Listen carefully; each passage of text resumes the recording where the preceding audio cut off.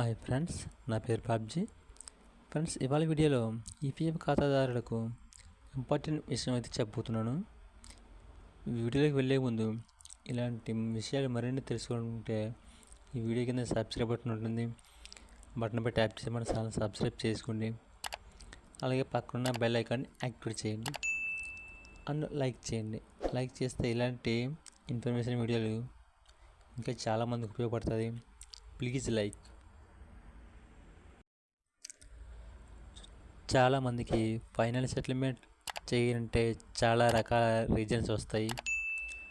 అవి ఏంటో మీకు చెప్పబోతున్నాను. అయితే ఫైనల్ సెటిల్మెంట్ చేయాలంటే ఈపీఎఫ్లో పోర్టల్లోకి వెళ్ళి లాగిన్ అవ్వాలి. అలాగే ఫైనల్ సెటిల్మెంట్ చేయాలంటే తప్పనిసరిగా మనం ఉద్యోగం మానేవేయాలి. 2 months హోల్డ్లో ఉంటే మన ఎగ్జిట్ అనేది వస్తుంది, ఎగ్జిట్ అవుతుంది. అండ్ ఫైనల్ సెటిల్మెంట్కి అటెంప్ట్ చేసుకోవచ్చు.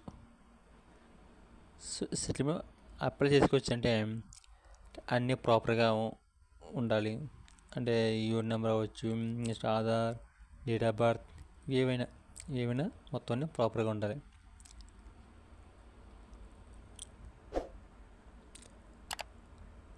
అయితే ఉద్యోగం మానేసాం,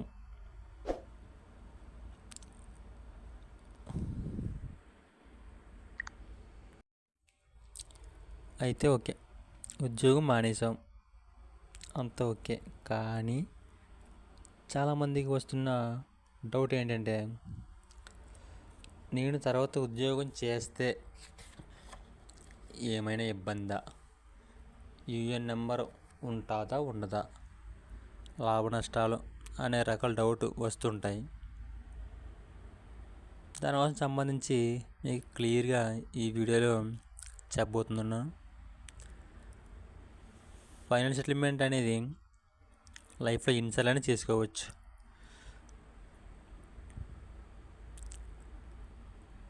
ప్రీవియస్ అయితే మనకి 1 time మాత్రమే ఉండేది.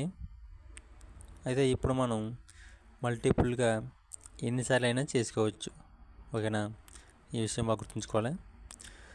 ఇప్పుడైతే ఒక కంపెనీలో జాయిన్ అయ్యాం, కొంతకాలం చేసాం, ఎగ్జిట్ అయిపోయాం, 2 months హోల్డ్లో ఉన్నాం. 2 months హోల్డ్లో ఉన్నాం, ఎగ్జిట్ డేట్ వచ్చింది, ఫైనల్ ఎగ్జిట్ అయిపోయాం, ఫైనల్ సెటిల్మెంట్ చేస్తాం. సో మరలా వేరే కంపెనీలో జాయిన్ అయ్యాం, అక్కడ కొంతకాలం చేసాం, మళ్ళీ ఎగ్జిట్ అయిపోయాం, ఫైనల్ సెటిల్మెంట్ చేసాం. అలాగే ఎన్ని కంపెనీలు అయినా వెళ్ళొచ్చు, ఫైనల్ సెటిల్మెంట్ అనేది చేసుకోవచ్చు. ఓకేనా? 1 by 1 ఏ కంపెనీ కానీ వెళ్ళొచ్చు. మీ 2 months ఎగ్జిట్ హోల్డ్లో ఉండి ఎగ్జిట్ అవ్వచ్చు. అలా 1 by 1 ఏ కంపెనీలో మారచ్చు.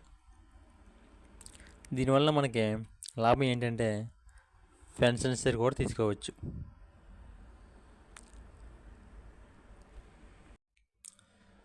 ఓకేనా? మన సర్వీస్ 9.5 years బిలో సర్వీస్ ఉంటేనే మనం పెన్షన్ విత్డ్రా చేయవచ్చు. అంతకుమించి ఉందనుకుంటే మనం పెన్షన్ షేర్ విత్డ్రా చేయలేము. మనం ఫైనల్ సెటిల్మెంట్ చేసిన ఉపయోగం ఉండదు. ఇక్కడ మీరు బాగా గుర్తుంచుకోవాల్సిన విషయం ఏంటంటే 9.5 years బిలో ఉంటేనే మీరు పెన్షన్ తీసుకోగలరు. ఓకేనా? మీరు 9.5 years నిండిపోయి ఉంటే మీరు పెన్షన్ తీసుకోలేరు. ఈ విషయం మీరు బాగా గమనించాలి. ఓకేనా? ఇంకేంటంటే మీరు ఉద్యోగం మారడం వల్ల ఇబ్బంది ఏమీ లేదు. యూఎన్ నెంబర్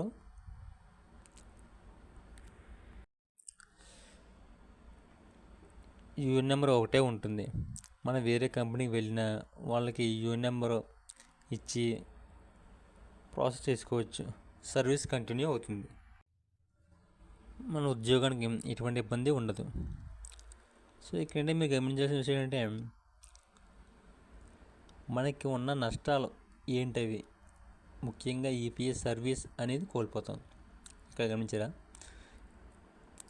ఈ విధంగా ఎక్కువ చేయడం వల్ల మనకు వచ్చిన నష్టాలు ఏంటంటే ఈపీఎస్ సర్వీస్ అనేది కోల్పోతాం.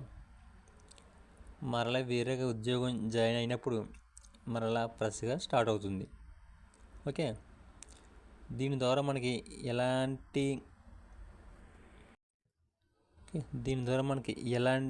ఎలాంటి 50 సంవత్సరాల తర్వాత వచ్చే రిడ్యూస్ పెన్షన్ కానివ్వండి, లేక 58 సంవత్సరాలు వచ్చే ఫుల్ పెన్షన్ కానివ్వండి, అవకాశం మనకు ఉండదు. ఎంప్లాయీస్ మనం ఎప్పటికప్పుడు తీసేస్తాం కాబట్టి వడ్డీ అనేది క్రెడిట్ అవ్వదు. మీరు విషయం గమనించాలి, ఎంప్లాయీస్ మనం ఇప్పటికప్పుడు తీస్తున్నాము, వాళ్ళని వడ్డీ అనేది క్రెడిట్ అవ్వదు. ఫైనాన్స్ ఇయర్లో ఈపీఎఫ్ఆర్ ఎప్పటికప్పుడు 8.2%, 6%, 7% అలా ఎంతో కొంత ఫైనాన్స్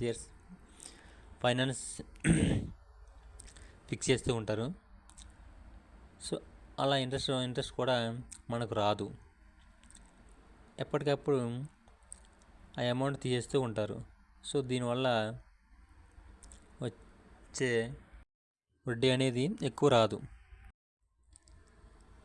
ఇలా చేయడం వల్ల ముఖ్య నష్టం ఏంటంటే, ఇది మీరు బాగా గుర్తుంచుకోవాలి, ఫైనాన్స్ సెటిల్మెంట్ చేయడం వల్ల ముఖ్య నష్టం వడ్డీ కోల్పోతాం, పెన్షన్ సర్వీస్ కోల్పోతాం. ఓకేనా, లాభం ఏంటంటే మనకి ఎప్పటికప్పుడు డబ్బు విత్డ్రా చేసుకుంటాం, పెన్షన్ షేర్ మొత్తం తీసుకుంటాం, అంతా ఓకే, హ్యాపీ. ఓకేనా. ఓకే ఫ్రెండ్స్, ఈ వీడియో మీ అందరికీ అర్థమైంది అనుకుంటున్నాను. అర్థమైతే లైక్ చేయండి, షేర్ చేయండి, సబ్స్క్రైబ్ చేయండి.